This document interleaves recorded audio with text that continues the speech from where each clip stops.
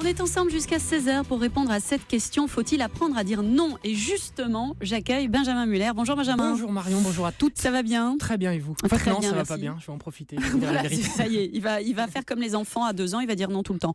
Alors pour vous, le meilleur moyen d'apprendre à dire non, justement, c'est encore d'avoir des enfants. Et en ce point, je suis bien d'accord avec vous. Oui, ceci est valable pendant la période où vos enfants sont en bas âge. Après, normalement, ça change. Alors qu'on soit clair qu'avant d'avoir des enfants, vous ayez été du genre à dire oui tout le temps, à dire non, à réussir à vous imposer ou non, que ce soit entre amis, en famille, au boulot, peu importe. Du moment où vous devenez parent, les cartes sont redistribuées, on repart de zéro. Si vous voulez survivre, le mot non doit devenir votre meilleur ami si vous ne voulez pas vous faire bouffer. Journée type. Le réveil sonne, vous avez du mal à émerger, mais vos enfants, eux, ils sont déjà à fond, déjà au taquet. Papa, je peux manger ma poule en chocolat que j'ai eu hier à Pâques? Non, sûrement pas. Papa, je peux mettre les bagues de maman? Non, sûrement pas. Papa, tu me prêtes ton portable? Non, sûrement pas. Il est 7h du matin, la journée va être longue. Papa, je peux mettre une robe sans collant aujourd'hui? Question posée alors qu'il fait 6 degrés dehors. Non, évidemment, t'auras trop froid. Papa, je peux manger des pâtes au ketchup au petit-déj? Non. Et pourquoi pas du riz de veau? Papa, je peux regarder la télé? Non, jamais le matin, tu le sais. Voilà, il est 7h01, debout depuis 1 minute, et déjà 6 non, et ce n'est que le début.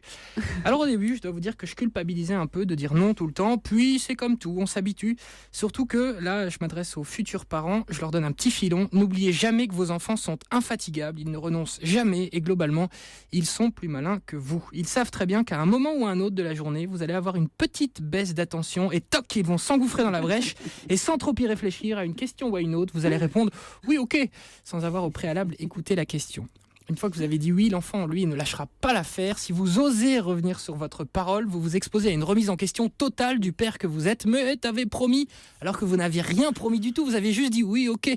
Crise de larmes, papa, je suis trop triste, voire même le bon vieux. De toute façon, je préfère maman, qui fait toujours du bien. Donc, petit conseil de la rédaction, ne dites jamais un oui au hasard, ce sera trop dur de revenir dessus. L'autre moyen de pression qu'ont les enfants sur vous, c'est que eux réussissent à penser à long terme. Ils sont beaucoup plus fourbes que vous ne voulez bien le croire. Exemple. Papa, le week-end prochain, tu voudras bien m'emmener au McDo? Bon, votre enfant vous demande ça le lundi. Oh, pourquoi pas? Vous pensez, j'en sais rien, on verra. Mais l'enfant, lui, entend pourquoi pas égale oui. Le lendemain, papa, tu te souviens que tu m'as dit que le week-end prochain, on ira au McDo? Moi, je t'ai dit ça? Oui, t'as promis. Mais non, j'ai pas promis. Le samedi arrive et là, la pression est maximale. Le McDo. Et c'est ma vie. La mienne aussi.